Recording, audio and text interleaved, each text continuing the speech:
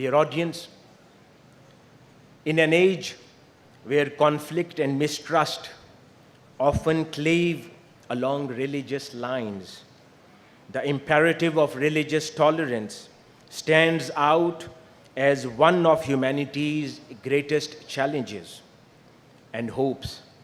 Around the world, we have seen how partiality and extremism can sow division, yet we have also witnessed inspiring efforts to bridge gaps between faiths.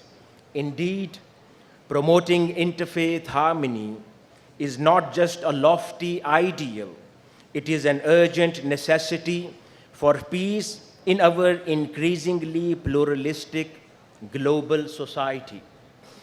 Pakistan, a country, came into existence in mid-20th century, aimed promises of pluralism and equal citizenship.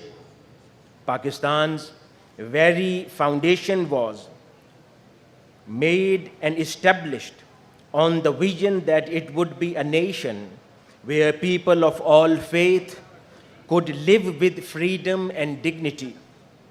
Quaid-e-Azam Muhammad Ali Jinnah, our founding father, in his landmark address on the 11th August 1947, proclaimed to the new nation's citizens, you are free to go to your temples, you are free to go to your mosques, you may go to other worship places, you may belong to any religion or caste or creed that has nothing to do with state business. We are all citizens and equal citizens of one state. These founding words set a high standards for all of us, which envisioned a Pakistan where one's religion would not dictate one's rights or civic worth, and where unity would be created through diversity. Intolerance can unleash horrific violence as seen in communal riots, terror attacks, and war crimes going on in present world, and prosecution of minorities in various regions of the world.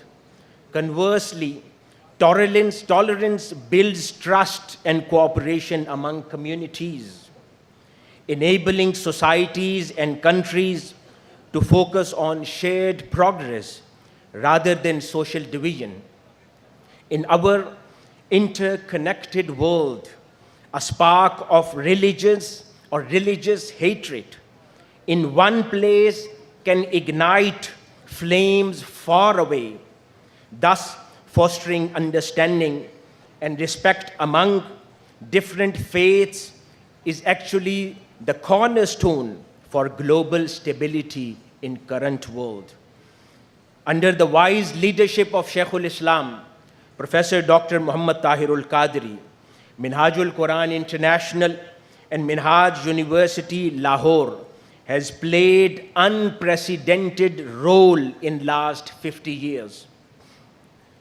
That's why a book called A Vision for Muslim-Christian Cooperation, Experiences and Reflections, edited by Dr. Herman Robog and Joseph Victor Edwin Su.